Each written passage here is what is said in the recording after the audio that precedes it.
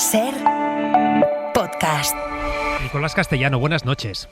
Hola, buenas noches, Pablo. Nico, te hemos pedido un flash de urgencia porque hasta ahora, a las 10, las 9 en Canarias, podemos adelantar una cifra que hace todavía más insoportable la tragedia que se ha vivido en Ceuta. Ya sabíamos que por lo menos 78 personas habían muerto intentando llegar a nuestras costas. Hablábamos de al menos 78 personas que son los cadáveres recuperados solo en aguas españolas. Pero, Nico, lo que hasta ahora desconocíamos era cuántos seres humanos habían perdido la vida en territorio marroquí, y tú acabas de tener acceso a los datos de los 4 principales hospitales del país. Nico, ¿de cuánta gente hablamos? Pues eleva a 141, Pablo, la cifra de migrantes muertos en la tragedia del Tarajal, aquí en Ceuta. La cifra de cuerpos recuperados en aguas españolas asciende a 78, con el último que se ha recuperado esta tarde, y se sitúa en 63 los recogidos en aguas marroquíes, según confirman al hacer distintas fuentes oficiales y extraoficiales. Al menos 141 personas recogidas sobre todo en la playa del Tarajal, pero también al otro lado, según han confirmado al hacer esas fuentes oficiales españolas. Este martes se han sumado 3 fallecidos a los 75 cuerpos que se sumaban en las últimas horas, situando así en 78 la cifra de muertos en Ceuta. Pero se desconocía, como dices, cuántas personas habían perdido la vida en territorio marroquí. Fuentes del colectivo Caminando Fronteras han asegurado a la cadena SER que son 63 los cuerpos recuperados en aguas marroquíes, tras haber sido realizado el trabajo de monitoreo por parte de esta organización con mucha experiencia en el norte de Marruecos y que tiene acceso a datos de 4 hospitales del norte de este país. Pues vamos a hablar después con su portavoz para ampliar esta información que nos avanza Nicolás Castellano. Ahora vuelvo contigo, Nico. Es la triste noticia que les está adelantando la SER hasta ahora. 141 personas, al menos 141 personas han muerto en el agua intentando llegar hasta suelo español. Son las 10:02, las 9:02 en Canarias. En la cadena SER, Hora 25. Pablo Tallón.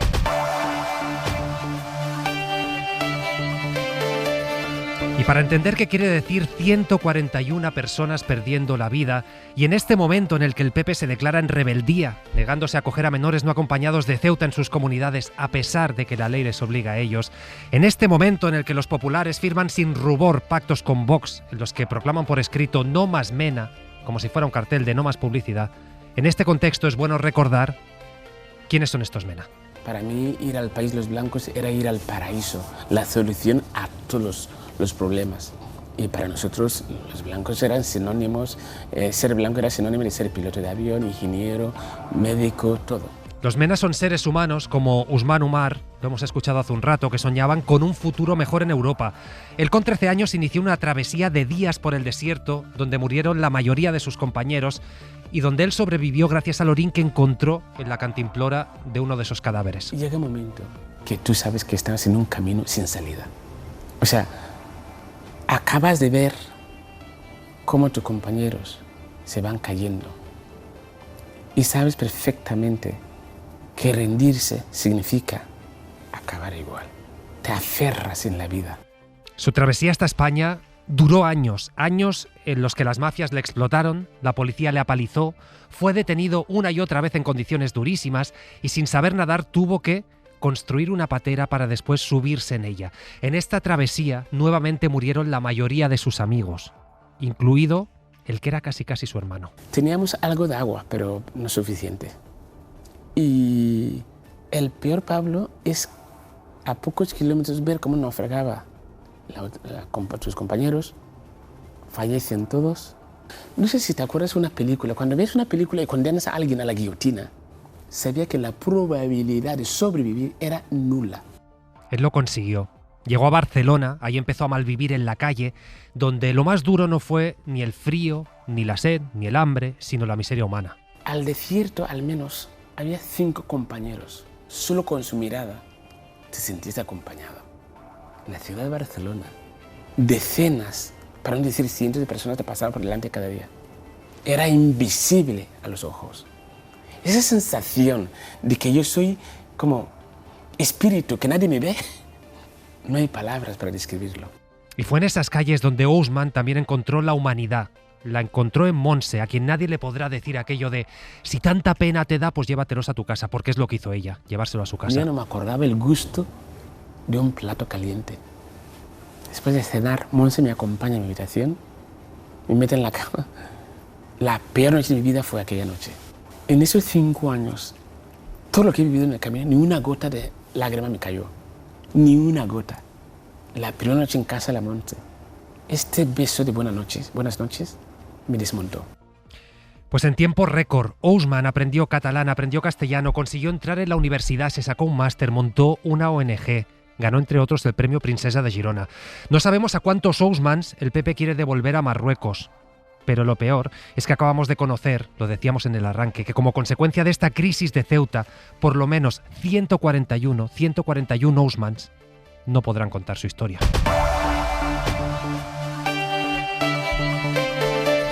Hoy nos toca comentar la actualidad con Claudi Pérez. ¿Qué tal? Buenas noches. Hola, buenas noches. Ana Salazar, ¿cómo estás?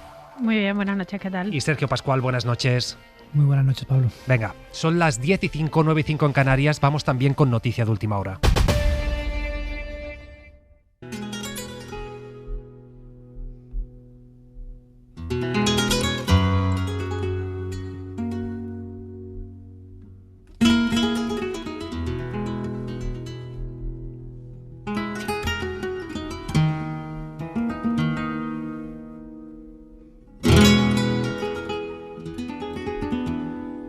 Y es que lo acabamos de saber, es otra triste noticia. Ha muerto Pepe Habichuela, un maestro del flamenco, un revolucionario. Cambió esta música, lo hizo de la mano de grandes, como Camarón de la Isla y sobre todo de Enrique Morente.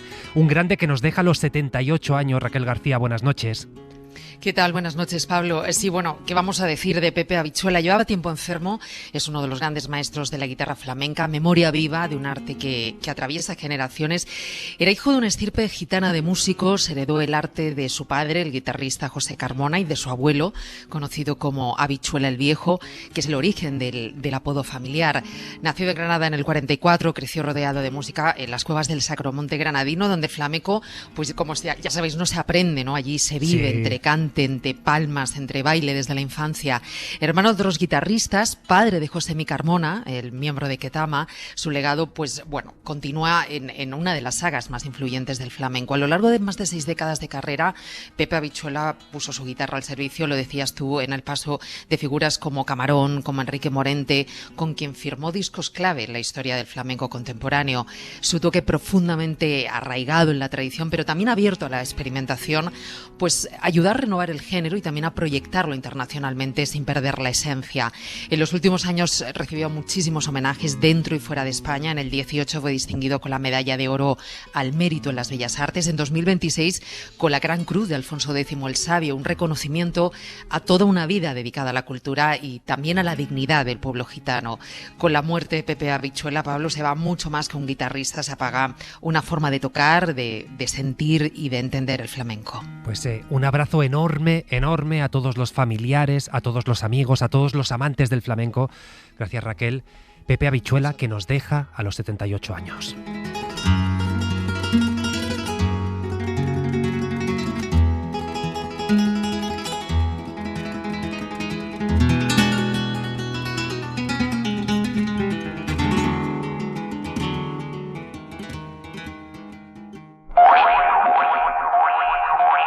Somos mucho más que un cuerpo, y sin embargo, el cuerpo lo es casi todo. Mi piel en silencio grita, oxígeno para respirar. Limita, define, libera. La relación que tenemos con nuestro cuerpo varía a lo largo de los años. Está sometida a modas, dietas o presión social. Pero el cuerpo también es una forma de expresión, danza, belleza, una fuente de inspiración para artistas y tiene su propio lenguaje. Mi piel en silencio grita. Esta noche en El Faro compartimos historias que hablan de cuerpos diversos. Ya puedes dejarnos tus mensajes de voz en el WhatsApp del programa. En el 681 01 6731. El Faro, con Laura Piñero. Cadena SER. Hora 25. Pablo Tallón.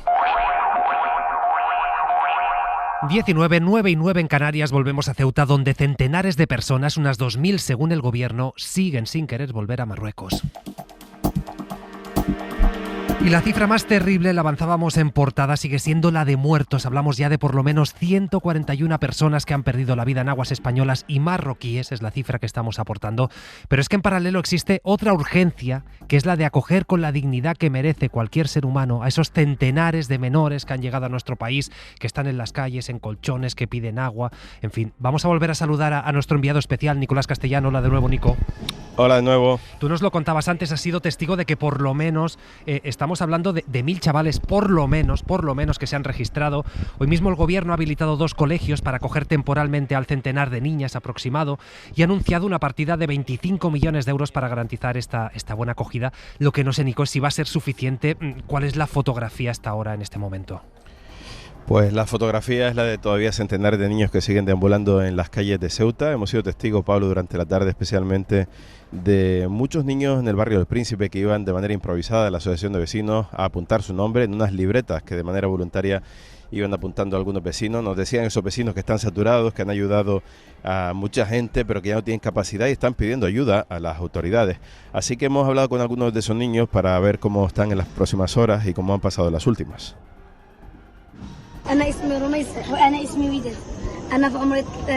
Unas niñas que nos explicaban por segundo día, Pablo, esta de 3 y de 12 años, que nadie ha ido a llevarlas a ningún tipo de ayuda a las naves del Tarajal y que por tanto sigue reclamando ayuda. Nadie, yo no he visto a nadie, ninguna sensación ni nada, vamos. Esta María, una vecina del Príncipe que se ha llevado a Aya, que tiene 13 años, a su casa. La vio con una braguita prácticamente desnuda, mojada, cuando cruzó la frontera y la ha acogido junto con su hija pequeña. Su hija pequeña que le pide que no entregue a la niña al servicio del menor y que se quede con ellas. Pero tenemos casos como Mustafa también. Estamos buscando, no hay formaciones, no hay gente, no hay Cruz Roja, no hay nada. Es verdad. Muchas familias desesperadas buscando. Está a Castillejo, nosotros, a mucha gente, pero no tiene pasaporte para entrar. Entonces viene gente para, no saben, hay que darnos formación, viene alguien aquí para explicar, para decir, para coger nombres de niños. Hay niños aquí, pero hay que salir. Esta, Pablo, es un testimonio que muestra a Mustafa con pasaporte francés que ha venido directamente de Francia para cruzar la frontera del Tarajal por tierra porque su familia de Castillejo no puede hacerlo porque no tiene el pasaporte y finalmente después de 4 días con la foto de la niña recorriendo las calles la ha encontrado tirada en el suelo y se la ha llevado de vuelta, pero denunciaba, Pablo, que no hay un registro oficial, que nadie sabe cuántos menores hay y sobre todo que el área del menor de la ciudad, el Ministerio de Infancia están haciendo esfuerzos presentando esos 2 colegios en el barrio del Príncipe como un recurso de emergencia, pero esta noche de nuevo centenares de niños volverán a dormir a la intemperie. Pues qué angustia. Supongo que la sensación, Nico, es de un cierto abandono, desamparo. No sé si algunos incluso se plantean ante la situación decir, pues es que vuelvo a Marruecos, da igual. Sí, claro, esa es la situación, ¿no? Y la verdad que la desesperación es mayúscula. Es verdad que organizaciones de derechos humanos se están desplazando. Save the Children van a mandar una delegación en las próximas horas para documentar todo esto.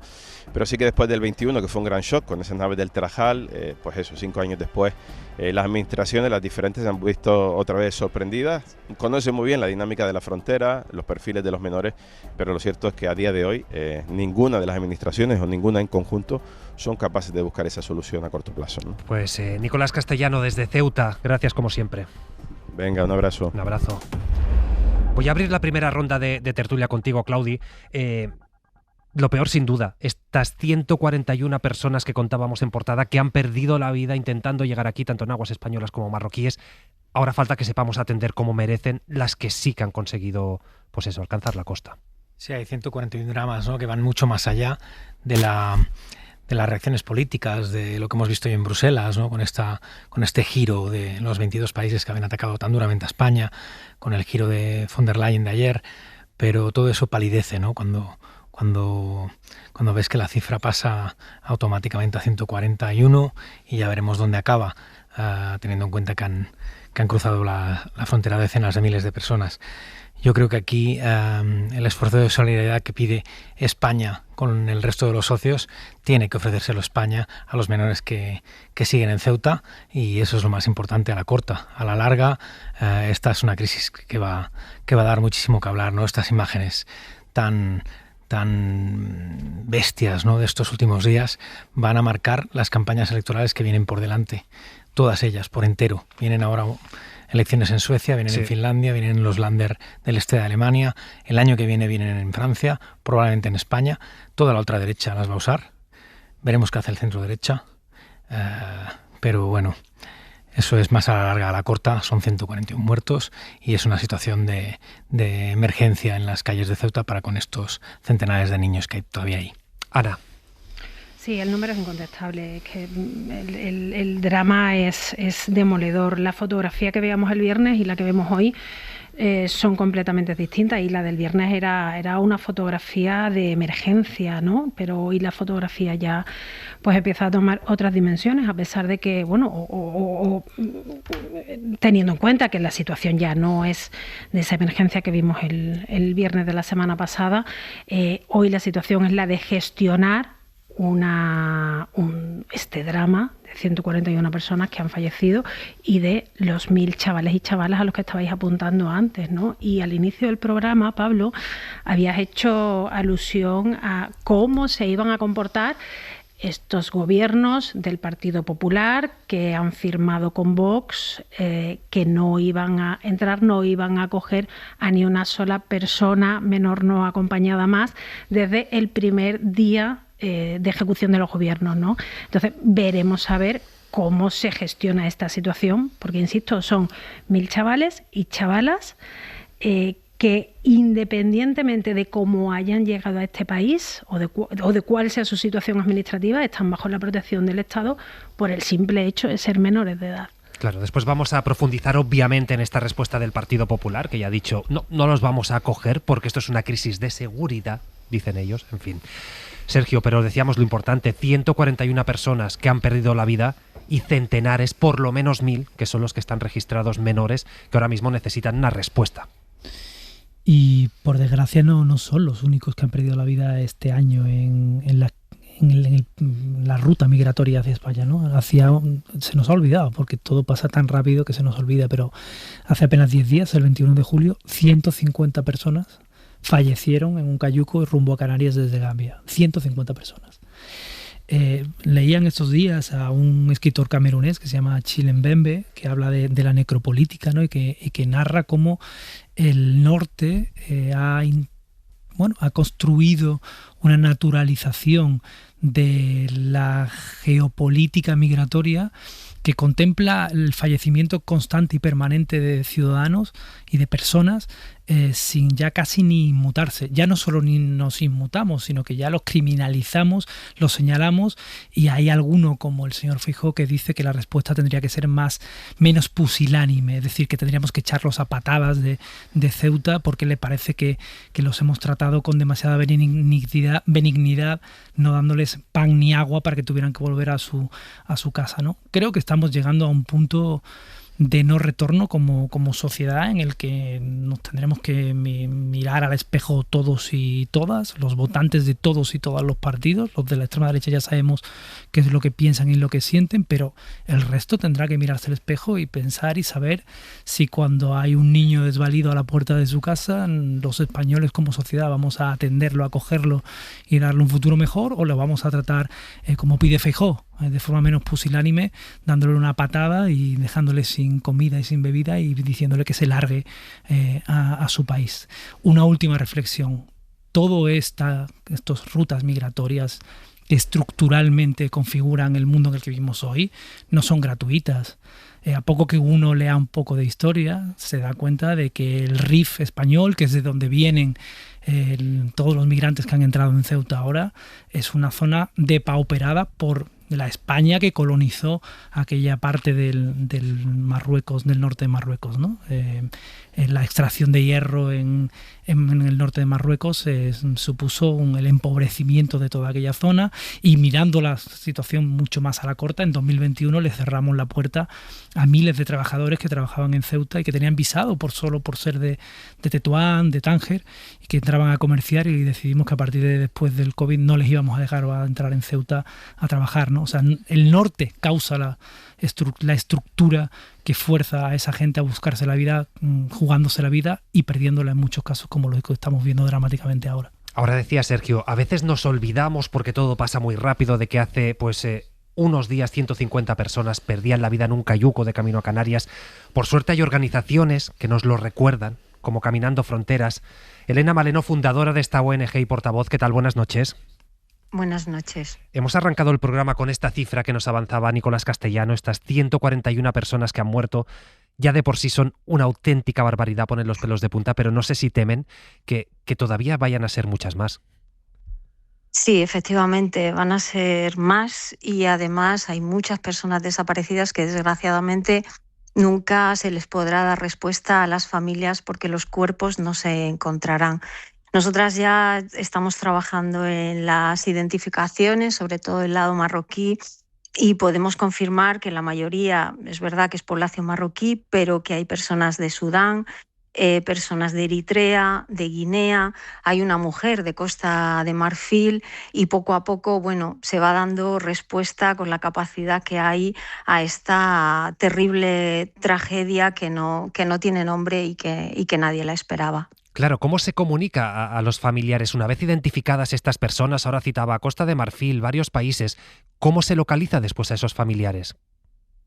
Bueno, el tema es que son los familiares los que buscan. Claro. Y es terrible esto porque tiene que haber una proactividad de las administraciones públicas para buscar estas familias y para buscar la identificación de estas personas. Entonces, las familias empiezan a buscar en situaciones de extrema vulnerabilidad. Muchas veces no pueden depositar denuncias porque no se les facilita o tomar muestras de ADN porque no se pueden acercar a un consulado en los países de origen y tomar una muestra de ADN en el consulado español que garantice la cadena de custodia. Es decir, nos falta mucho camino para el reconocimiento de estas víctimas, que son miles, y el reconocimiento de los derechos de las familias. Ya vamos muy tarde para hacer esto y esto, bueno, pues hay que poner todo el esfuerzo para que al menos estos cadáveres que ya se han encontrado, estas personas fallecidas, las 141, se puedan enterrar con dignidad y puedan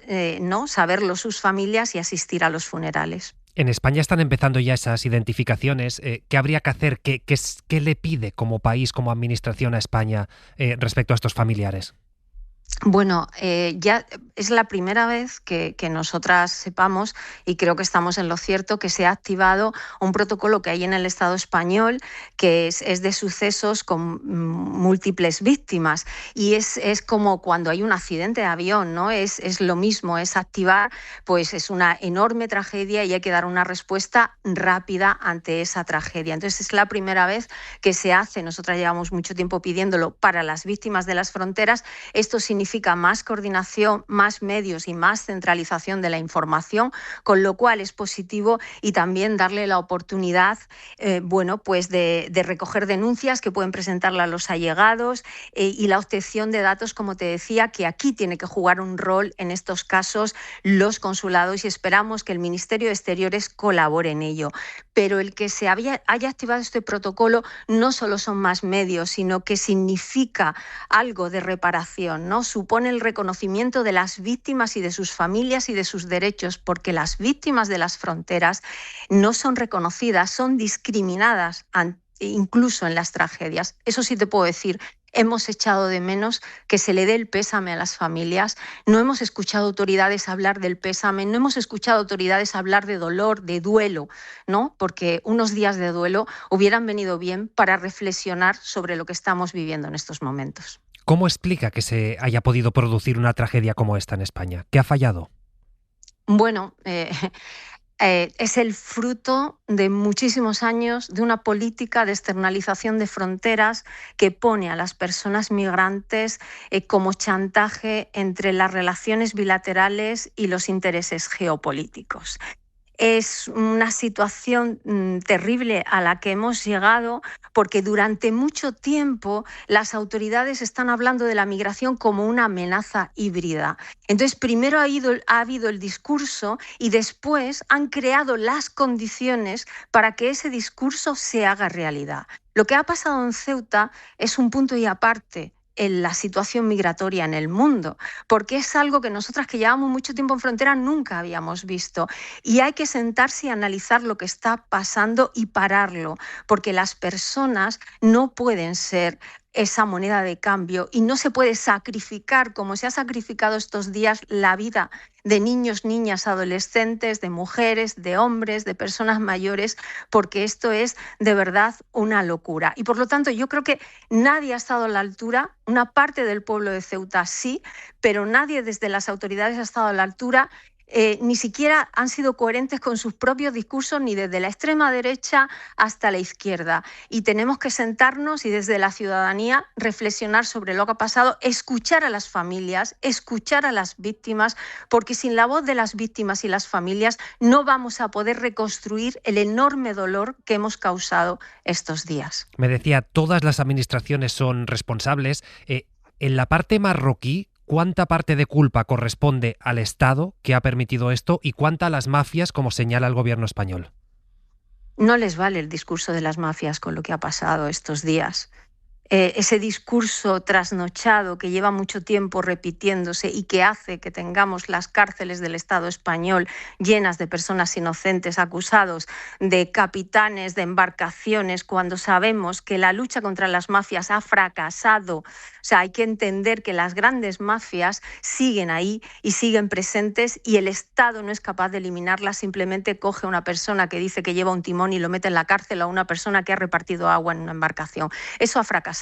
Pero es que ese discurso no vale con lo que pasó el otro día en Ceuta. No vale con un niño que coge un flotador y sale nadando. Porque ese niño que coge un flotador y sale nadando, esos 20 niños, o 30, o 40, o 100 como el otro día, no hay ninguna mafia empujándoles por detrás. Les empujan otras cosas, les empuja la injusticia social, les empuja la situación de represión, les empuja la falta de derechos humanos, les empuja incluso buscar un futuro para su familia, para su madre, para su padre. Entonces, de verdad, llamémosle de verdad a las cosas por su nombre. Es un momento terrible donde hay mucha rabia también. Nosotras tenemos mucha rabia por dentro porque esto que ha pasado ahora no se debería haber permitido y, como tú bien dices, hay una responsabilidad grandísima de los estados en lo que ha pasado hoy. Ahora, estos días, para dignificar a todas esas víctimas, para rendir homenaje a las familias, claro, es imprescindible la identificación. No sabíamos cuántos cuerpos habían sido recuperados del lado marroquí. Lo hemos logrado gracias al trabajo que han hecho ustedes en Caminando Fronteras. No sé cómo de complicado ha sido moverse, conseguir estos datos, teniendo en cuenta la opacidad del régimen marroquí. Bueno, es muy complicado cuando hablamos también de víctimas en otros países, en países como Marruecos, pero hay que trabajar en el terreno y hay que estar, ¿no? Porque las víctimas están en los hospitales, las familias en Marruecos están buscando, las familias que también están en tránsito, que son en otros países, los hermanos, los amigos están buscando, y cuando tú ves que hay gente que va a las morgues a preguntar, y es gente incluso que está sin documentación, pero que se arriesga a ir a una morgue y a que le detengan por preguntar por su hermana o por su hermano, pues hay que correr ese riesgo. Hay que darle a las familias ¿no? el derecho a saber la verdad, y para eso, para nosotras es básico ese trabajo que hacen las familias de búsqueda y ese trabajo que hacen también las comunidades migrantes, que son un apoyo necesario para que podamos saber la verdad cuando hay tanta falta de transparencia y cuando hay cuando hay tantos intereses políticos y económicos detrás de estas muertes. Ahora aquí en Ceuta tenemos a centenares de menores, más de 1000, nos decía Nicolás Castellano, porque ha visto los registros de los que se van apuntando allí. ¿Qué va a pasar y qué debe pasar con todos esos niños y adolescentes? Pues nosotras hemos echado de menos presencia del ministerio que se encarga de la infancia, porque desde el primer día no deberíamos haber visto a militares acompañando a niños hacia la frontera, sino que deberíamos haber visto imágenes de agentes de protección de la infancia acompañando a niños en la frontera, acompañando a los niños a los servicios de protección o a los niños que quisieran volver con sus familias a la frontera, o imágenes de trabajadores sociales pues gestionando demandas de asilo o gestionando lo que hiciera falta, ¿no? Es verdad, se da mucha prisa por enviar militares a un sitio que está fuertemente tocado por violaciones de derechos humanos y se olvida que la mayor seguridad nos la da cuando se protegen los derechos humanos. Y es verdad que se podían haber desplazado trabajadores sociales, personas con capacidad de protección de la infancia para haber apoyado estos días y en la emergencia más absoluta al Servicio de Protección de Menores de Ceuta. Hay que decir que nosotros, porque citaba al Ministerio responsable de la Infancia, hemos ofrecido también estos micrófonos a la ministra Sira Rego. Lo ofrecimos ayer, este espacio se lo hemos ofrecido hoy. Nos han dicho que están trabajando todavía, que no están en condiciones de atendernos, pero en cuanto podamos trasladaremos todas estas cuestiones que ahora mismo ponía encima de la mesa Elena Maleno, que es fundadora y portavoz de Caminando Fronteras. Gracias por estar esta noche en Hora 25. Gracias a vosotros. Decíamos, porque ya han salido en la ronda inicial de análisis, el Partido Popular cómo cada día sigue asumiendo más ese discurso de Vox en materia migratoria.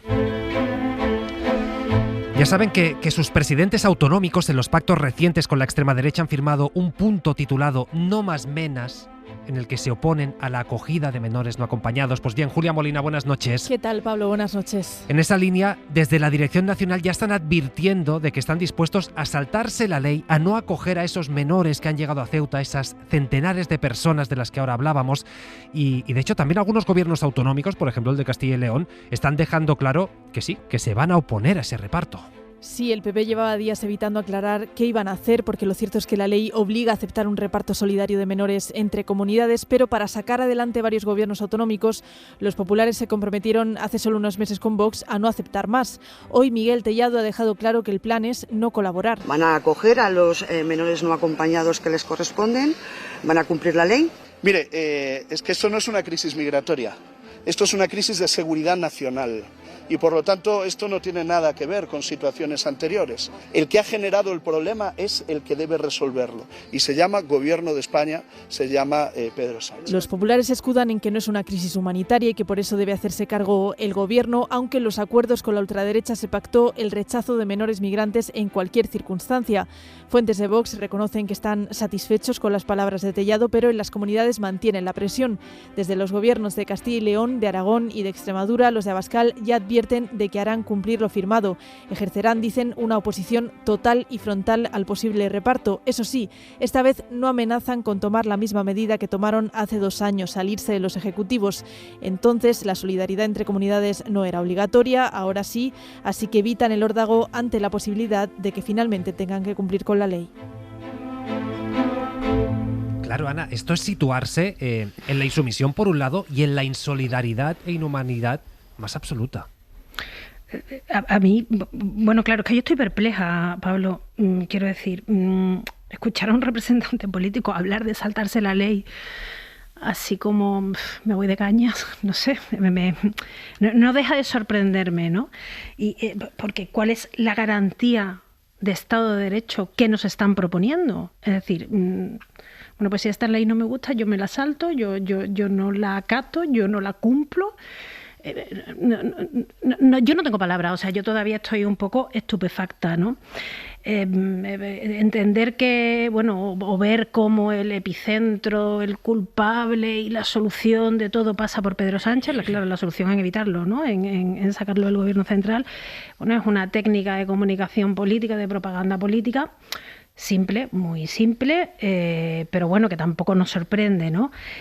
Lo que sí es cierto es que una cosa es la propaganda política, es decir, que Tellado diga, pues nosotros nos vamos a saltar la ley, no vamos a coger a ninguno y tal, porque es un partido político, está haciendo su propaganda, está haciendo sus consignas, sus proclamas y sus cosas, ¿no? Y su misión es seducir y persuadir al votante y mantener sus pactos a salvo. Eso yo hasta ahí lo podría medianamente entender, ¿vale?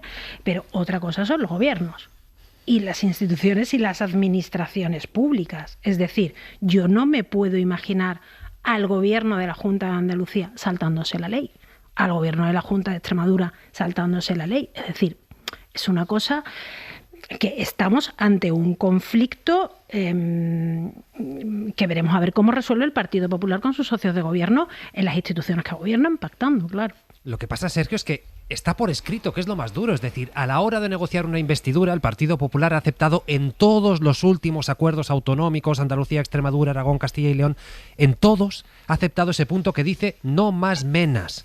Es decir, se comprometen a oponerse a cualquier tipo de acogida, dice, de menores o de mayores. Como que tampoco saben muy bien qué quiere decir el término menas, parece. Pero en fin, es que lo han firmado. Es que ahí está el tema. El Partido Popular ha firmado esto.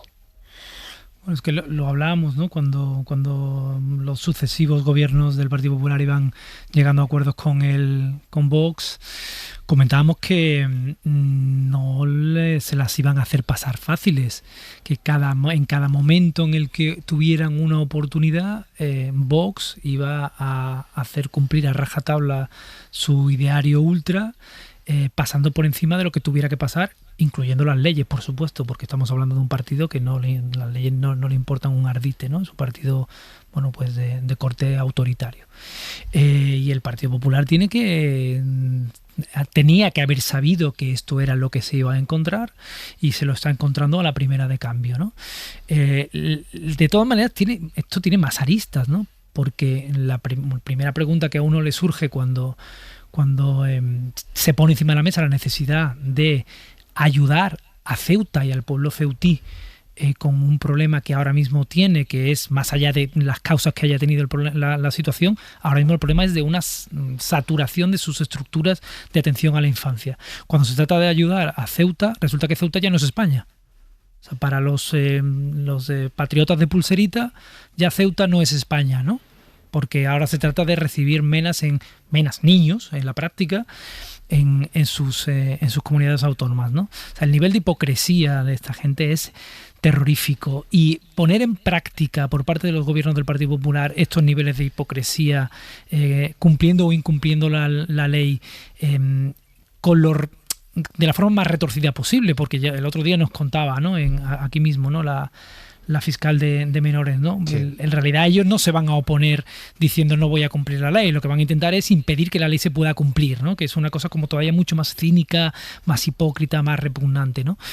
Van a hacer que un niño se monte en un avión y no sepa quién va a ir a recogerlo, con esa incertidumbre, o dónde va a dormir, o a qué lugar va a acabar yendo, ¿no? O sea, van a añadir todavía más elementos de presión y de angustia a esos niños que ya han pasado por una experiencia totalmente tormentosa, ¿no?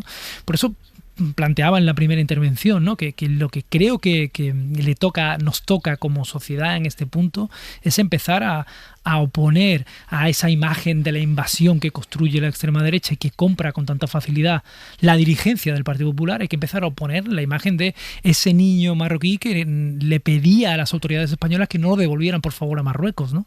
O la imagen de tantos jóvenes niños que han perecido en las costas y que hemos estado comentando en la primera parte del programa. Yo creo que esas imágenes hay que oponerlas, y creo que si eso lo hacemos como sociedad, insisto, desde los medios de comunicación, pero en general desde cada uno, desde su pequeña atalaya y portavocía, estoy convencido de que muchos votantes del Partido Popular no van a ponerse del lado de quienes se piden que se eche a patadas a los niños, y sí van a decir que hay que tratar con humanidad a quienes merecen eso, humanidad, ¿no? Pues fíjate, Claudi, que yo hasta tengo dudas de eso. Es decir, no sé si este discurso xenófobo, racista, de decir que vuelvan todos, da rédito actualmente. Pues eso no lo sabemos. A juzgar por el CIS, lo que antes no era un problema empieza a ser un problema. La migración es ya el segundo problema más importante para la sociedad española. Yo creo que aquí lo de saltarse la ley es difícil caer más bajo, ¿no? Es difícil pensar en un sintagma más fuerte para un partido que puede ser gobierno.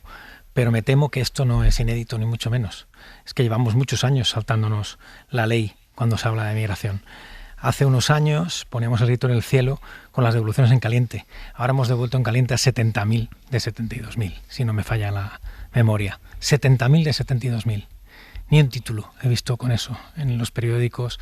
Casi nadie hace alusión a eso, ¿no? Aquí dicen, es un retorno voluntario, dicen. Sí, claro, es voluntarísimo, ¿no? Es como la libertad de mercado. La libertad de mercado existe cuando tienes dinerito en el bolsillo. Esto de voluntario yo creo que tiene poco. Yo creo que antes, hay una cobertura legal para esto, pero antes teníamos un debate clarísimo, político, sobre esto, pero digamos que la migración ha ido traspasando barreras, ¿no? Hemos ido cavando en el hoyo, cavando en el hoyo y cavando en el hoyo, y ahora lo que tenemos es sintagmas en boca de un portavoz del primer partido de España, el partido más votado de España, que probablemente va a formar gobierno dentro de unos meses, aunque ya veremos lo que dicen las urnas, que habla abiertamente de saltarse la ley, de un partido que va a Bruselas haciendo oposición, mandándole cartas al resto de eurodiputados en contra de la posición española, y dando pábulo a una carta de 22 primeros ministros que contenía varias falsedades, por no decir mentiras burdas, ¿no? Entonces en esas estamos. Cuando estamos en esas, pues nos podemos poner ya digo que es lógico ponerse las manos en la cabeza, pero creo que esto empezó hace muchos años. Hay libre circulación de bienes y capitales en el mundo, y no hay libre circulación de personas. Eso es muy difícil de explicar desde el punto de vista del derecho. Entonces, a partir de ahí, hemos ido avanzando en una espiral que acaba en saltarse la ley. Es que al final, si no es por humanidad, que sea casi por pragmatismo, podríamos decir. Hoy justo hemos conocido que España ha superado los 22,5 millones de personas cotizantes. Esto es en parte, en buena medida, gracias a la población que ha llegado desde fuera. Hay puestos de trabajo que estamos pudiendo cubrir en buena medida gracias a esta población que ha venido de fuera. Parte de ese crecimiento económico que ha experimentado España en los últimos años y que no han experimentado otros países, en buena medida se explica por esto. Esto es recaudación, esto es estado del bienestar, porque además hay estudios que dicen es que aportan más al estado del bienestar de lo que consumen. Con lo cual tú ves esta fotografía y dices, es que si no lo haces por humanidad, hazlo por un sentido práctico. Pero en fin, vamos a seguir debatiendo sobre todo esto. Faltan 19 minutos para las 11, para las 10 en Canarias. Hora 25. Pablo Tallón. Y seguimos con Claudi Pérez, con Ana Salazar, con Sergio Pascual. Ayer Nico Castellanos nos contaba en primera persona, porque estamos hablando de menores, cómo un legionario intentó llevarse a Marruecos a un niño de 12 años, cómo la presión de los testigos, también la llegada de un superior, lo evitó. Pues bien, hay otros chavales que no han tenido la misma suerte. Por ejemplo, Marta Sánchez Briñas, de Save the Children, contaba esta mañana en Hoy por Hoy el caso de otro menor de la misma edad, de 12 años, que fue devuelto y además a una ciudad que no era la suya. Se ponen en contacto otra vez conmigo, tanto el hermano que lo han expulsado. Lo que nos comunica el hermano acompañado del menor es que varios militares pues le habían ordenado subir a un camión, que se subió porque tuvo miedo al ver personas uniformadas y que llevaban pues con palos, y que entendió pues que tenía que obedecer las instrucciones, ¿no? Pero también nos manifiesta que dijo expresamente que no quería regresar a Marruecos, que él quiere quedarse en España y tener un futuro aquí. Bueno, y el ministro Marlaska ha garantizado que en España se cumple con la legalidad, y eso incluye, pues sí, la protección de la infancia. En España se respetan los derechos fundamentales de los menores, evidentemente como personas vulnerables, faltaría más, pero también de los mayores, es decir, de toda persona. Es una de nuestras obligaciones, prioridades, y evidentemente está fuera de toda discusión. Bueno, ha habido excepciones por lo menos. Declaraciones de Marlaska que eleva 72.000, como decíamos, las llegadas a Ceuta durante esta crisis, que asegura que de estas 72.000 personas ya han regresado 70.000 y que se compromete a devolver a Marruecos a las 2.000 restantes siempre y cuando la ley así lo permita.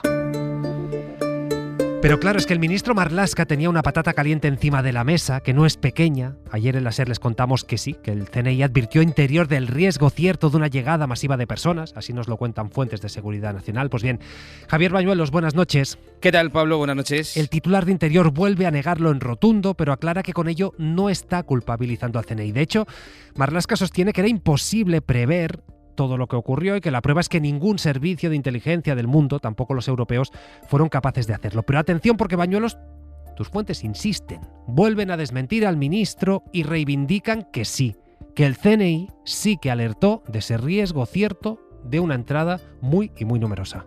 Sí, escuchando a Marlaska, esa supuesta ceguera de los servicios de inteligencia no fue exclusiva de España. No solo el CNI, dice el ministro, no les alertó, sino que tampoco lo hizo ningún otro servicio de inteligencia europeo. Ha sido algo extraordinario, excepcional, donde hemos podido ver que ningún servicio de información que nos conste, alertó de una circunstancia de esa naturaleza. Ni siquiera Marruecos, el servicio secreto, la DGST marroquí, tampoco les advirtió, según Marlaska, aunque anoche precisamente, recordemos, el Reino Alagüita sí confirmó que alertaron a España de la vulnerabilidad del espigón de Ceuta. No sé a quién avisó el gobierno marroquí, pero vuelvo a decir lo mismo.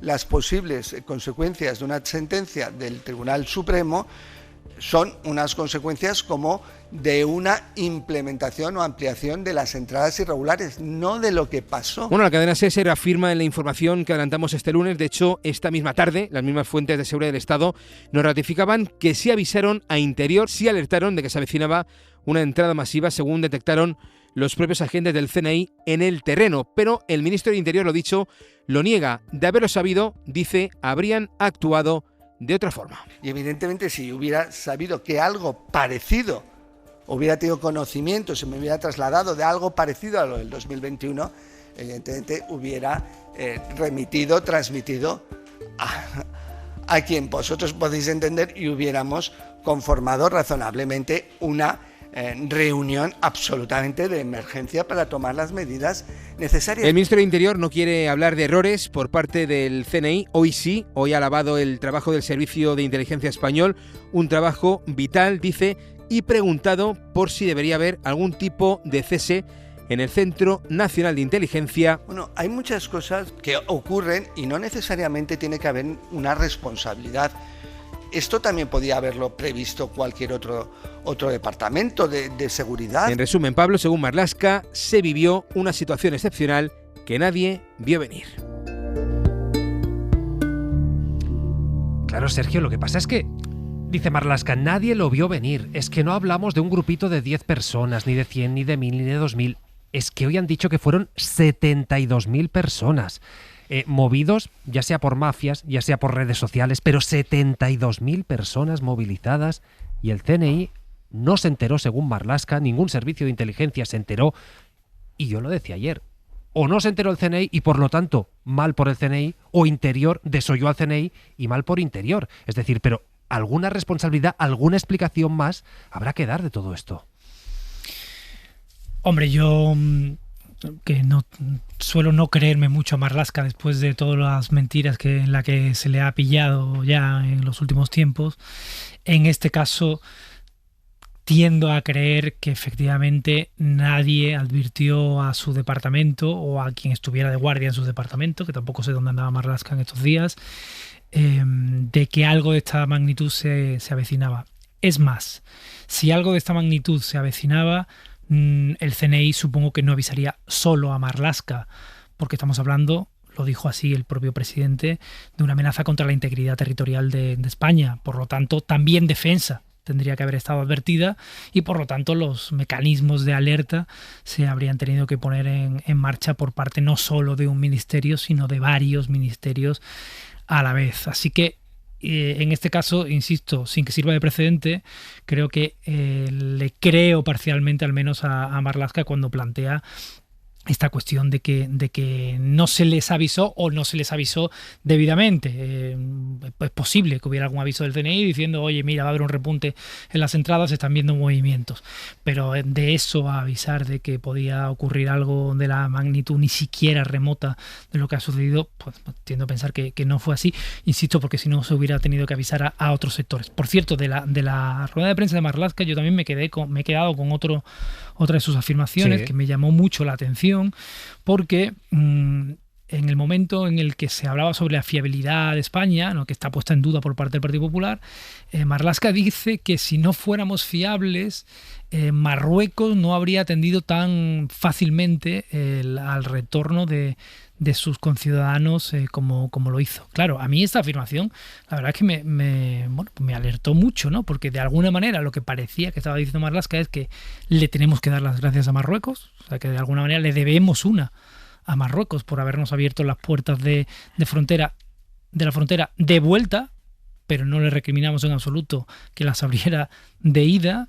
Y por otro lado está confesando que no tenemos ningún mecanismo ni medio para actuar en el caso de que a Marruecos se le ocurra no abrir esas puertas de vuelta una vez que las ha abierto de ida, ¿no? teniendo en cuenta que Marruecos es gobernado por una dictadura unipersonal o familiar, ¿no?, de una dinastía, y que no sabemos nada del siguiente que va a gobernarla y que puede pasar en cualquier momento, porque se habla de que el monarca está enfermo o que le puede dar cualquier tipo puede tomar cualquier tipo de decisión de forma unilateral, porque insisto, eso es lo que pasa con las dictaduras, que son una única persona tomando decisiones de forma a veces arbitraria. Pues a mí la verdad que me ha dejado un poco alertado, ¿no?, que el ministro de Interior nos diga que, bueno, de que casi que le tenemos que dar las gracias a Marruecos y de que si no nos hubiera ayudado no teníamos ninguna forma de enfrentar o afrontar este asunto. Creo que todo eso abocaría a tratar de buscar soluciones en el medio y largo plazo para cuando pudiera repetirse una situación como esta, porque yo no dudaría de que al rey de Marruecos se le pueda ocurrir volver a utilizarla cuando necesite negociar con España cualquier cosa. Claro, es que al final la conclusión, Claudia, es que de toda esta crisis migratoria, la más grave de la historia de España, la única conclusión que sacamos es, bueno, vamos a reforzar un poco la frontera marítima y ya está, y aquí no ha pasado nada. Bueno, espero que saquemos alguna conclusión más y que pensemos también en qué puede hacer Bruselas. Yo desconfío de las palabras extraordinario y excepcional que pronuncia hoy Marlaska. Cuando tú le dejas la política migratoria en manos de una autocracia como la de Marruecos o como el régimen de Túnez o como el supuesto régimen, ya casi diría, de Libia, acaban sucediendo estas cosas. Lo vimos en Lesbos, lo vimos en Lampedusa, a otra escala es verdad, porque las cifras son mucho mayores, lo acabamos de ver en Marruecos. La cosa es que Marruecos olió sangre, olió la debilidad de Sánchez, un posible cambio de gobierno, la soledad del presidente en Europa, porque se ha puesto a Trump tan claramente como lo ha hecho en varias agendas, y olió sangre también porque tiene ganas de agradar a Trump.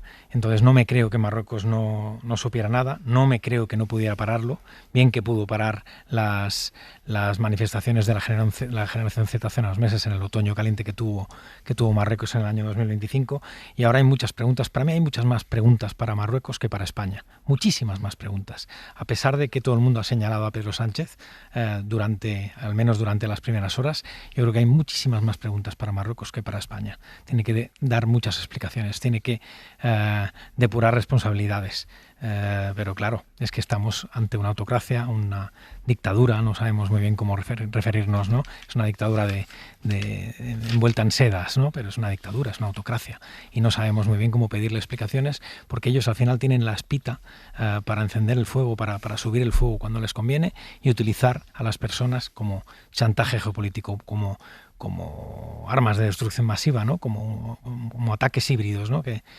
los venía a llamar Bruselas cuando esto sucedía con Bielorrusia, en los Bálticos o en Polonia. Ahora no, ahora lo hemos llamado de otra manera. Se ha atacado muy duramente al gobierno español, que tiene mucha responsabilidad, porque no lo vio venir. Ahí se equivocaron los servicios de inteligencia, o el gobierno hizo caso omiso, o las dos cosas, no sabemos. Pero ya digo que para mí eso es mirar el dedo. La luna es Marruecos. Ahí es donde hay que buscar las verdaderas explicaciones. Ahí es donde hay que sacar conclusiones. Y la primera conclusión para Europa en general, no solo para España, es si hay que dejarle la política migratoria en manos de este tipo de personas, como la Turquía de Erdogan, como Túnez, que está en medio de una crisis muy grave. En Libia no tenemos un régimen que se descompone, pero que también está... en fin, lo que más sorprende es que Meloni ataque tan duramente a Sánchez cuando un día le puede llegar lo mismo procedente de Túnez o de Libia. Y es más, ese día yo creo que está más pronto que tarde, llegará más pronto que tarde. Claro, es que decía Ana, ahora decía Claudia, es que no podemos externalizar en Marruecos el control de la frontera, pero es que eso es realmente lo que Europa ha decidido hacer. Es decir, de la cumbre de hoy de ministros del Interior, luego iremos a ella, una de las conclusiones es, bueno, Europa si hace falta va a reforzar los recursos, va a reforzar el dinero que envía a Marruecos para que controle su frontera, y lo que hemos visto es que los discursos del gobierno central, pero también de la Comisión Europea, pero también incluso de la oposición del Partido Popular es intentar no molestar a Marruecos, intentar no cabrear al país, porque saben que si quiere tiene la posibilidad de repetir algo como lo que hemos visto. Sí, eso es lo que está sobre la mesa, y a eso se apuntaba también en el programa que hicimos, en la tertulia que se hizo el viernes pasado, sí, ¿no? A esa posibilidad que tiene Marruecos de de jugar a este doble juego, ¿no? Que parece que ha hecho, el de por un lado no frenar y por el otro ya a la posteriori la colaboración, ¿no? A mí me ha llamado la atención las felicitaciones de la reunión que han tenido los ministros, de los ministros de Interior de la Unión Europea, ¿no? Todas las felicitaciones hoy han sido positivas y eso, bueno, pues desde el punto de vista comunicativo, el respaldo europeo que se transmite, pues positivo, ¿no? Es una unidad, es una imagen de unidad, una imagen que refuerza la confianza de la gestión en la crisis.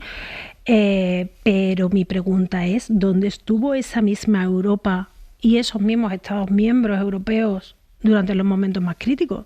Porque es que hace 4 días estábamos viendo a Giorgia Meloni diciendo poco menos que cerraba el espacio Schengen. Es decir, sí veo aquí un cambio de actitud que me suena un poquito a ser un cambio de palabra más que político, ¿no? Más que de reconocer la gestión, porque es muy fácil reconocerlo cuando el espacio ya empieza a estabilizarse, y otra muy distinta es acompañar, es coordinar y es apoyar mientras la crisis se está desarrollando. Igual que lo hablábamos la semana pasada, yo sigo en la misma línea, es decir, más Europa, más unidad. Porque si no, vamos a seguir teniendo la paradoja de la Unión Europea, ¿no? Que es, compartimos una frontera exterior, pero la respuesta continúa siendo fundamentalmente española. Y eso es una contradicción. Y si Ceuta es una frontera europea, la respuesta no puede descansar únicamente sobre España. Pues enseguida vamos a ir a esa cumbre, a esa respuesta europea, a esa respuesta de Italia, que efectivamente es que recibe año a año más personas migrantes que España y se atreve a dar lecciones de control de fronteras, esa dura Giorgia Meloni. Ahora iremos con ello, pero hemos empezado hablando de menores no acompañados. Claro, se acordarán de María Guardiola, del Partido Popular, presidenta extremeña, como en su día dijo que no iba a poder gobernar nunca con Vox, entre otras cosas, por cómo deshumanizaba a las personas migrantes, que nunca iba a compartir gobierno con ellas. Le hemos preguntado qué va a hacer Extremadura. Nuestra emisora en Extremadura ha preguntado de qué van a hacer ahora con la acogida de personas. Y confirman lo mismo, que quieren saltarse la ley. Dice, no puede asumir más presión migratoria ni más menores migrantes no acompañados porque nuestros recursos y nuestra capacidad de atención están al límite. Claro, los recursos. El gobierno ya pone dinero para poder hacer esto. La capacidad, bueno, a lo mejor hay que hacer más. Pero es que dice que la Junta de Extremadura va a seguir actuando conforme al pacto de gobierno y a los compromisos adquiridos. En ese sentido, tal y como estamos haciendo, nos oponemos a la acogida de menores migrantes procedentes de estas situaciones. Y pone como excusa, porque no existe una adecuada planificación ni garantías por parte del Gobierno de España. Consideramos que la política migratoria debe abordarse de manera ordenada y responsable. Y con esta premisa nos saltamos la ley, nos saltamos lo que aprobó el Congreso de los Diputados. Insistimos, María Guardiola, que nunca iba a gobernar con Vox, entre otras cosas, por cómo trata a los menores no acompañados. En la cadena SER, Hora 25. Pablo Tallón. Y como siempre hasta ahora vamos a buscar el tiempo para mañana, a ver qué nos espera en cuanto a termómetros, en cuanto a cielos. Nuria Seró, buenas noches. Hola, muy buenas noches. Las temperaturas mínimas de mañana serán muy parecidas a las de hoy, así que tenemos por delante otra noche con temperaturas extremadamente altas en el archipiélago canario y una noche tórrida especialmente en el litoral mediterráneo. En cuanto a las temperaturas diurnas, mañana serán un poquito más bajas en el extremo norte, también en el este, pero en el resto serán un poquito más altas que las de hoy. Mañana será un día con nubosidad, sobre todo en el norte del país, con algunas precipitaciones. En el resto, un día de sol y moscas. Aunque atención por la tarde, porque un día más tendremos tormentas, sobre todo en el este peninsular, que serán fuertes, sobre todo entre Castellón, Teruel, Tarragona, como también en los Pirineos. Mañana los alisios seguirán soplando con rachas fuertes. Y en cuanto a las máximas, mañana esperamos una máxima de 37 grados en Zaragoza, 36 en Ciudad Real y 27 en Lugo. Pues ya lo ven, sol, moscas, chubascos, un poco de todo, como de todo va a haber en el larguero. Álvaro Benito, buenas noches. Menos fútbol oficial. ¿Qué tal, Pablo? ¿Cómo estás? Buenas noches. ¿Quién necesita eso? ¿Quién necesita eso? Bueno, quedan 11 días para que arranque la Liga y mientras tanto la noticia hasta ahora es que Deco, el director deportivo del Barcelona, está en Madrid. Quién sabe si vamos a contar cosas acerca de la intención que sigue teniendo el Barça de hacerse con los servicios de Julián Álvarez, que tiene que volver el próximo lunes a la disciplina del Atlético de Madrid. Hemos venido contando con Talavera, con Pedro Fullán en la antena de la SER, que el Atlético de Madrid no lo va a traspasar y menos al FC Barcelona, pero el Barça sigue insistiendo por él. Y a partir de las 11:30 vamos a contar de lo que es seguramente el gran culebrón del verano, el de Vinicius Junior, novedades realmente relevantes. Entramos en una semana crucial para conocer el futuro del brasileño. Novedades de Vinicius y quién sabe si de Julián Álvarez. Eso es, de Vinicius seguro y de Julián estamos trabajando en ello. Pues como para perdérselo. Gracias, Álvaro. Adiós. Hasta ahora. Venga, va, y lo decíamos antes, Marlaska hoy se ha reunido con sus homólogos europeos y según su versión este encuentro ha servido para coser a los socios y para pagar las críticas hacia España. Creo que lo importante es que también de una forma inmediata han recapitulado en el sentido de analizar perfectamente la situación, lo ocurrido, la respuesta, cuál es el trabajo de la Unión Europea en política migratoria, cuál es el trabajo de España en política migratoria, cuál es nuestro trabajo como estando en la vanguardia de la dimensión exterior, siempre en protección de los derechos humanos y las libertades fundamentales. Hoy lo he vuelto a referir, somos un país de éxito en el control de la migración irregular, en la lucha contra las mafias que trafican con seres humanos, en salvar vidas. Y es verdad que el tono de Europa ha cambiado, ahora hablan de las fronteras como una responsabilidad compartida, poner en valor la respuesta que ha habido desde España, también desde Ceuta, abren la puerta a enviar más efectivos a Ceuta. La respuesta decía España y Ceuta no, es que ha habido de España y de Marruecos. Abren la puerta a enviar más efectivos a Ceuta y lo más relevante desde el punto de vista político, Victoria García, buenas noches. Hola Pablo, buenas noches. Lo más relevante es que los socios han dejado de hablar de ese efecto llamada, según ellos, por las políticas de Sánchez. Es verdad que la Comisión sí que ha apuntado de... Hombre, la regularización no nos gustó, pero han dejado, pues insistimos, de decir, y eso ha provocado la crisis. Ha sido una reunión telemática, la de Bruselas, donde nadie ha criticado a España, incluso ha mostrado su solidaridad. El tono de los participantes en el encuentro virtual, que ha durado más de 3 horas, ha sido constructivo. And there was, of course, full solidarity with Spain.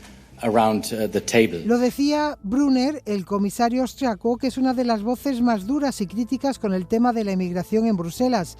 No ha ocultado It's not a good signal. Definitely not. It's not a good signal for the rest of Europe. Que la reciente regularización masiva de inmigrantes ilegales en España no ha sido algo bueno para el resto de Europa, pero que no ve vínculos entre esto y la avalancha de Ceuta. We can't see a direct link at the moment between the regularization. A la hora de buscar causas, ni Brunner ni los ministros europeos han mirado hacia Marruecos, lo han hecho hacia las redes criminales de tráfico de personas y también de desinformación. Europol also to look into these details who... Advierten que ha dado la orden a los servicios de inteligencia europeos y de seguridad para que investiguen los presuntos vínculos rusos detrás de esas campañas de desinformación. Es verdad que después siempre hay alguna excepción, por ejemplo Italia, que sigue insistiendo en que la política migratoria de España es un problema, y ante eso el gobierno de Meloni dice que tiene que actuar para proteger sus fronteras y las de Europa en general. Ahora bien, más allá de las afirmaciones, de los anuncios grandilocuentes, no sé, Roma, Joan Solés, no sé en qué ha quedado aquella suspensión del espacio Schengen con España, en qué se traduce realmente y qué se espera que ocurra ahora que la crisis de Ceuta está encauzada, Joan. Buenas noches, Pablo. Escuchen, señores oyentes, 2 de las declaraciones de las últimas horas y juzguen. Tajani, vicepresidente del Gobierno y ministro de Exteriores, líder del Partido Popular Europeo en Italia. Attenzione, perché noi non sappiamo chi sono questi 5.000 non marocchini. Atención, no sabemos quiénes son estos 5.000 no marroquíes que permanecen en Ceuta. Podrían ser terroristas infiltrados. Malan, senador, portavoz de los posfascistas de Fratelli d'Italia, el partido de la primera ministra Meloni. Dalla Spagna arrivano immagini e conferme di sbarchi illegali da Ceuta all'Europa continentale. De España siguen llegando imágenes que confirman el desembarco ilegal de inmigrantes de Ceuta a la Europa continental. Son solo 2 ejemplos, hay bastantes más. La oposición responde, aunque a menudo con un recorrido menor que las mentiras. Fratoianni, diputado de Izquierda Italiana. Un attacco pianificato a tavolino contra la Spagna. De ataque planificado contra España lo ha calificado, del que Italia es corresponsable, ha añadido, por su reacción indecente. Ricciardi, diputado de los 5 Estrellas. Ma chi tra voi si appella ai valori cristiani? Ma quegli occhi non li ha visti. Vosotros que apeláis a los valores cristianos, vuestros ojos no han visto el drama humanitario de Ceuta, ha dicho dirigiéndose a la derecha en el gobierno. Un apunte final, Pablo. El modelo Albania de centros de deportación en países extracomunitarios que Italia intenta exportar preveía acuerdos entre otros países con Ruanda, Uganda o Montenegro. Pues bien, el gobierno montenegrino ha hecho saber esta tarde que nadie les ha preguntado y ha asegurado que no permitirá nunca estos centros de deportación de inmigrantes en su territorio. Buenas noches. Buenas noches, Joan Solés. Pues otra vez humo desde la extrema derecha. Claudi, ¿cómo valoras el papel de Europa y particularmente de Italia en esta crisis? Lo de Italia me parece completamente alucinante. O sea, desde la primera ministra al vicepresidente Tajani, que es un populista del Partido Popular, un populista del Partido Popular que va con hechos alternativos todo el día en la boca. Lleva los hechos alternativos todo el día como bandera. Un tipo que tiene una calle en Gijón por defender una industria asturiana que acabó cerrando. Un tipo que tiene un discurso migratorio propio de la extrema derecha y que en este caso en particular se ha cubierto de oro. Yo creo que aquí no es solo Italia, pero cabe preguntarse qué va a hacer España cuando Rusia amenace a Finlandia. ¿Qué va a hacer España cuando Trump vuelva a amenazar a Groenlandia? ¿O qué va a hacer España cuando Libia y Túnez acaben llevando a centenares de migrantes hacia las costas italianas? Yo creo que España va a hacer lo que siempre ha hecho. Pero claro, con la carta del otro día, pues lo va a hacer de otra manera, digamos, ¿no? Lo va a hacer poniendo una mirada irónica, por lo menos. Y en el caso de Bruselas, bueno, yo creo que hoy hay un cambio drástico para mí, hay un cambio drástico en el tono. No puede ser de otra manera porque la crisis está en vías de solución, aunque, bueno, pues ya nos ha contado Nico Castellano que hay centenares de niños todavía en la calle, ¿no? Pero la crisis está en vías de solución y hoy hemos visto ya un tono radicalmente distinto. Esto probablemente es lo que tenía que haber pasado el primer día, no el cuarto o el quinto, porque la imagen que damos como bloque es pésima. De todas maneras, por ejemplo, antes hablaba alguien de que hacía España. Es verdad que Europa ha puesto a disposición de España algunos medios y España no quiere. Eso cabe preguntarse también por qué no quiere España, no quiere casi ningún país, ¿no? que Frontex venga a las fronteras, utilizar los medios de la Unión Europea. Cabe preguntarse ahí por qué, ¿no? Yo tengo ahí mis tesis y mis teorías, pero no tengo información. Pero es por lo menos paradójico, ¿no? Que en un momento de gravísima crisis, ¿no? En el que estamos en las televisiones de todo el mundo, ni siquiera en esos momentos queremos que los agentes de Frontex se acerquen a nuestras costas, se acerquen a nuestros problemas. Ana. Sí, bueno, insisto en la idea anterior, ¿no? Las felicitaciones son bienvenidas, pero Europa se construye sobre todo cuando tiene que estar presente en los momentos difíciles. Es que comparto perfectamente la visión y la propuesta que está haciendo Claudia. Es decir, ¿cuál va a ser el papel de España cuando nuestros socios tengan problemas? Pues para eso está la Unión Europea. Es que si no, no tendría ningún tipo de sentido. Y si nosotros nos ponemos el mapa del mundo delante de una mesa y vemos contra quienes competimos, o sea, tenemos un bloque estadounidense, tenemos un bloque latinoamericano, tenemos China por otro lado, tenemos India por otro lado y Europa nos estamos quedando, bueno, tenemos Marruecos y toda África por otro lado y tenemos, nosotros nos quedamos como Europa encasillados y nosotros por separado como Estados-nación, cada uno de nosotros no somos nadie en el mundo en el que nos ha tocado vivir. Entonces, o hacemos una unión fuerte y nos ayudamos y apretamos filas cuando vienen los momentos complicados, o si no, bueno, pues es una pantomima estupenda que nos sirve pues eso, pues para lucir una banderita monísima azul con unas estrellas amarillas. Pero las banderas hay que creérselas y se cree con política y con financiación y apoyando el hombro y con solidaridad, porque es la única manera de que un proyecto común salga adelante. Claro, es que Sergio, no es lógico que es decir, en el peor momento de la crisis hubiera tantos dirigentes que se atrevieran a salir y ponerse a señalar a España. Es decir, no a Marruecos, no a mostrar su solidaridad, sino a señalar, a recriminar lo que estaba sucediendo. Pero es que en realidad tenemos que ser conscientes de que la extrema derecha que gobierna en muchos de los países que han apuntado a España y particularmente en Italia, ¿no? Que ha sido el cabecilla de esta revuelta antiespañola, la extrema derecha no es una fuerza que ideológicamente haya construido Europa ni a la que le parezca especialmente bien el proyecto europeo. La extrema derecha es nacionalista de cada uno de los países, de sus países miembros, y esto es sustancialmente y a medio y largo plazo incompatible con la construcción actual de la Unión Europea y, por supuesto, de su ampliación o de su asentamiento.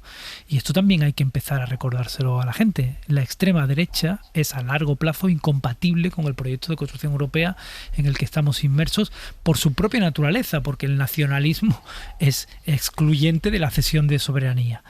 Y dado que además de todo esto es una de las patas nucleares o dos de las patas nucleares del nacionalismo de extrema derecha tal y como se configura hoy día, son el furibundo antiizquierdismo o antiprogresismo y dos, la cuestión migratoria, bueno, pues el caldo de cultivo era perfecto.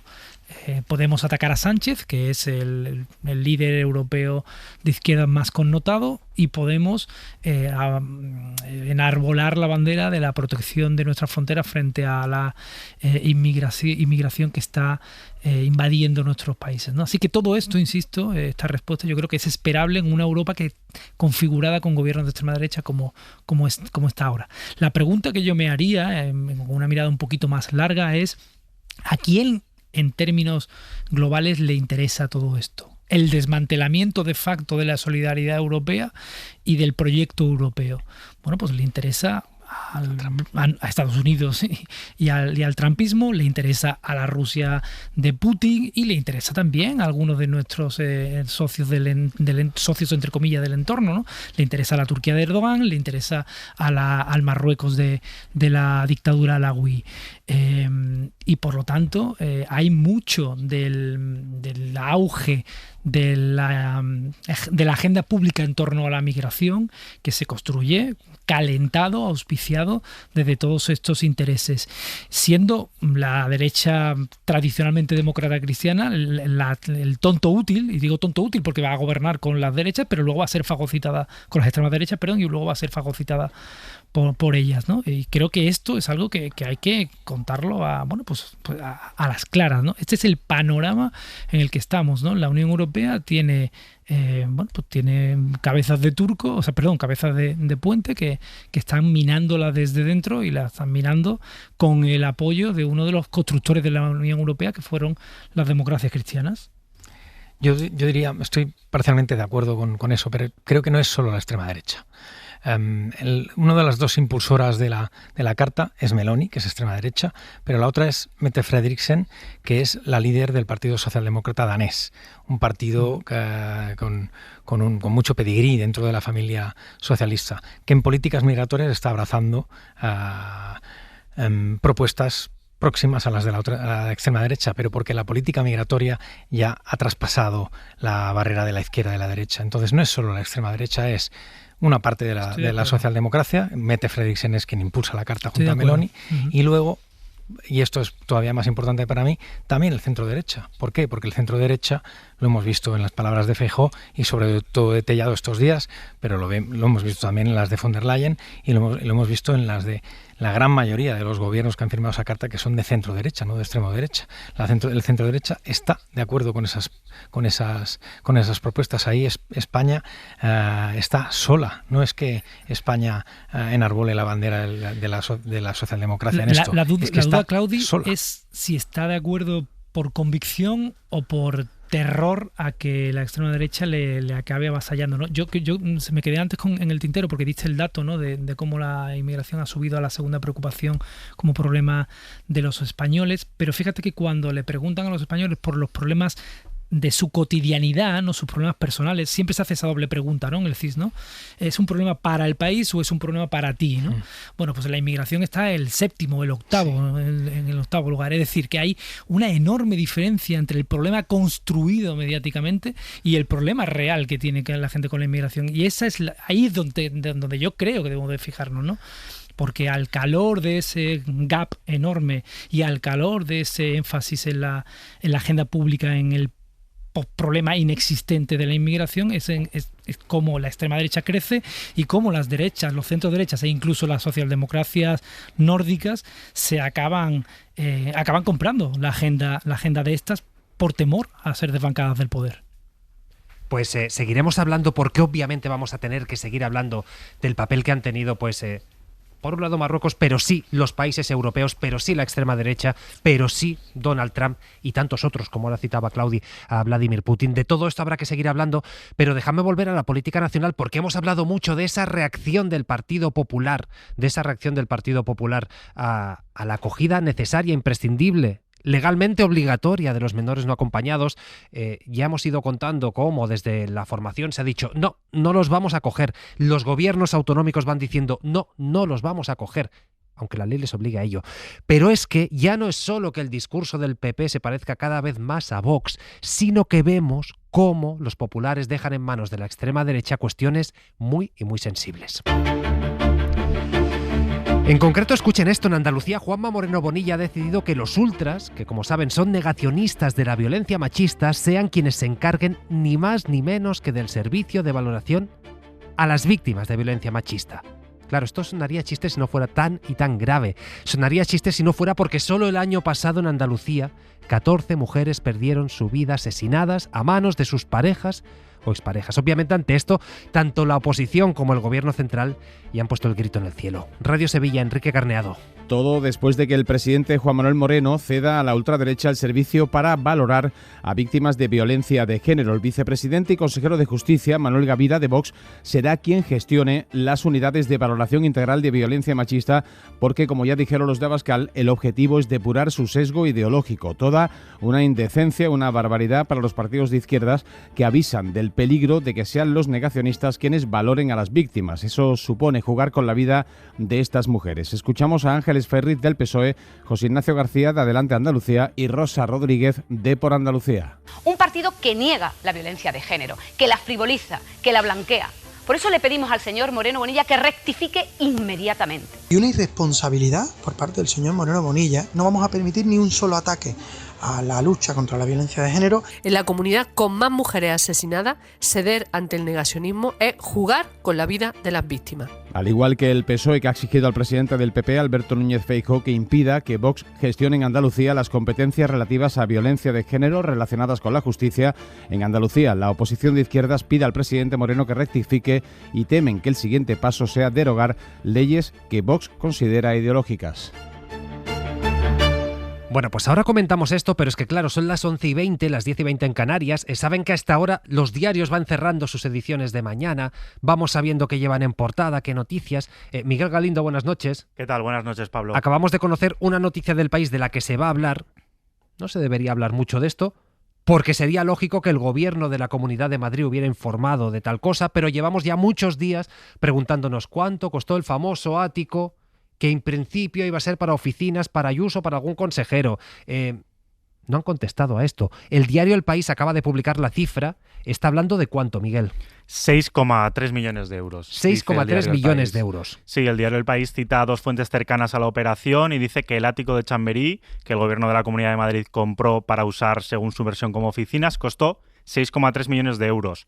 Recordamos, Pablo, que la empresa pública Planifica Madrid adquirió este ático el pasado 14 de abril y que la operación no consta ni en el portal de transparencia ni en las cuentas anuales de la compañía. El precio final de la venta de este inmueble no había trascendido y siempre que se le había preguntado por ello a Ayuso, siempre había eludido la pregunta. Pues ahora ya sabemos, según El País, que costó 6,3 millones de euros. Pues Miguel Galindo, gracias por esta última hora.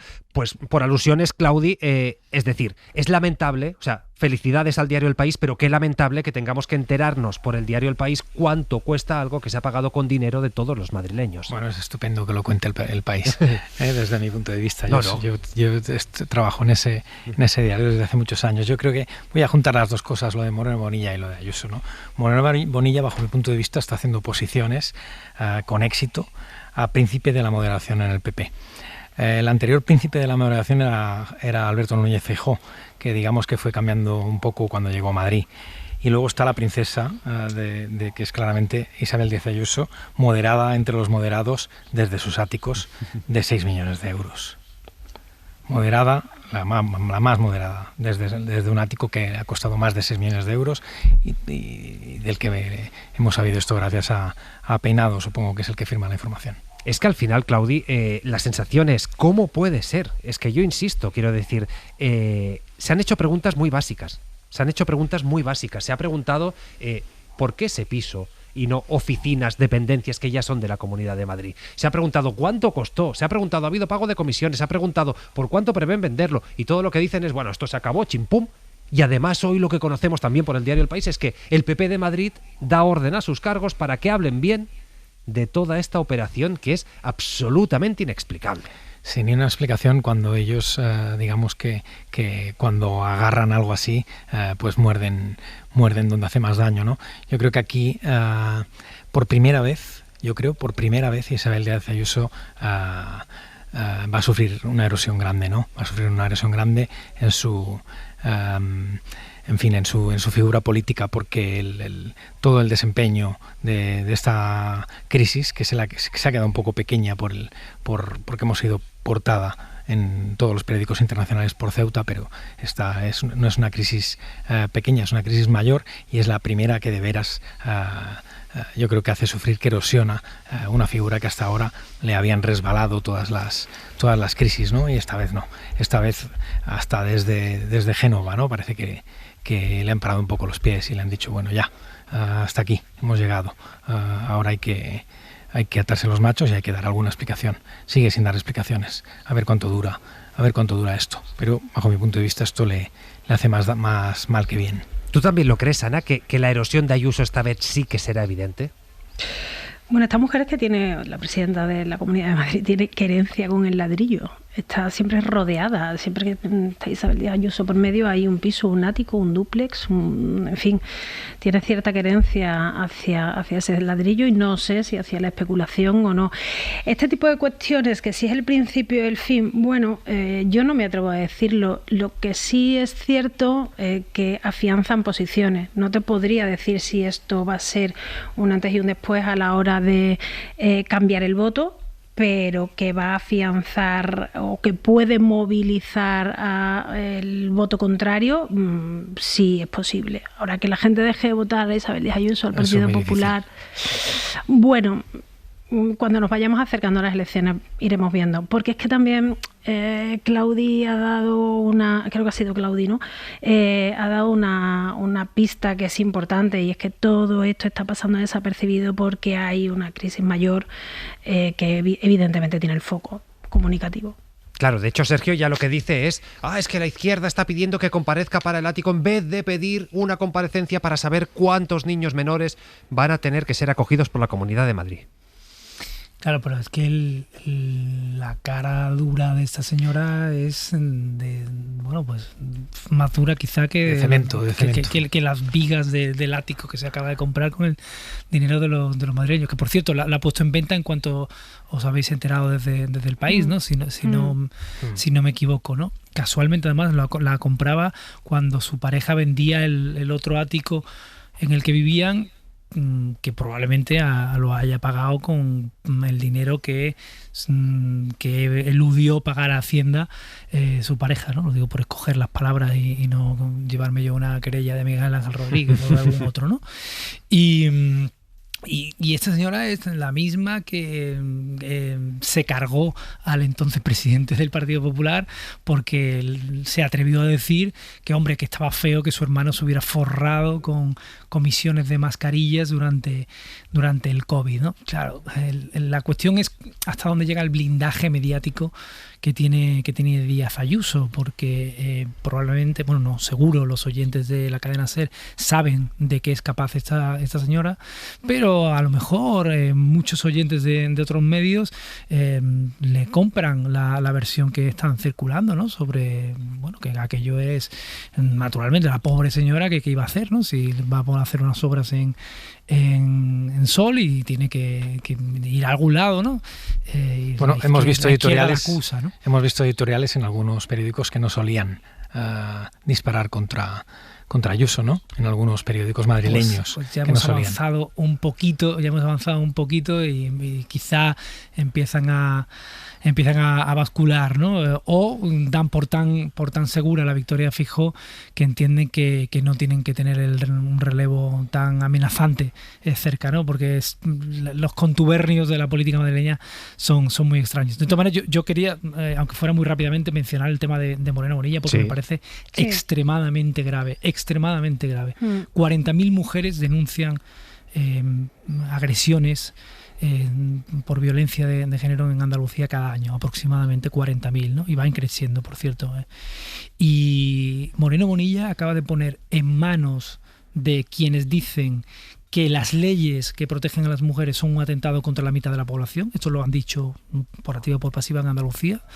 Hay que decir que el Vox en la comunidad andaluza ha sido especialmente beligerante con la cuestión de género. Son en todas las comunidades autónomas, pero en Andalucía fue uno de sus hechos fundacionales, ¿no? En la cuestión de la defensa de los hombres frente a la política feminazi, como la llaman ellos.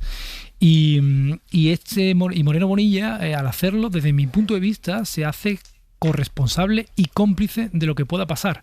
Y sé que lo que estoy diciendo es algo muy duro, pero es que es la realidad.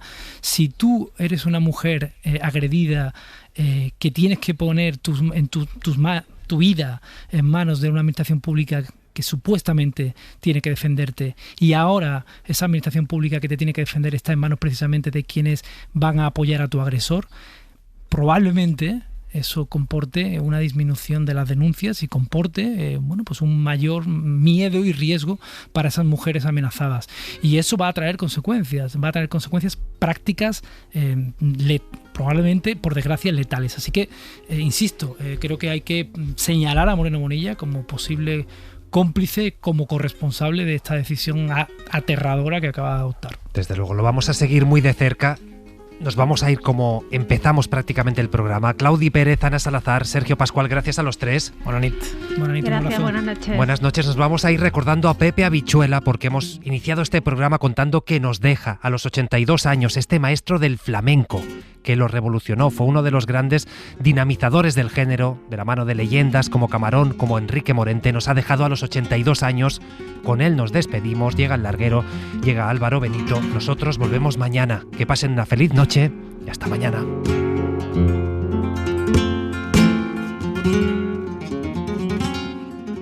Hora 25. Con Pablo Tallón. Para no perderte ningún episodio, síguenos en la aplicación o la web de la SER, Podium Podcast o tu plataforma de audio favorita.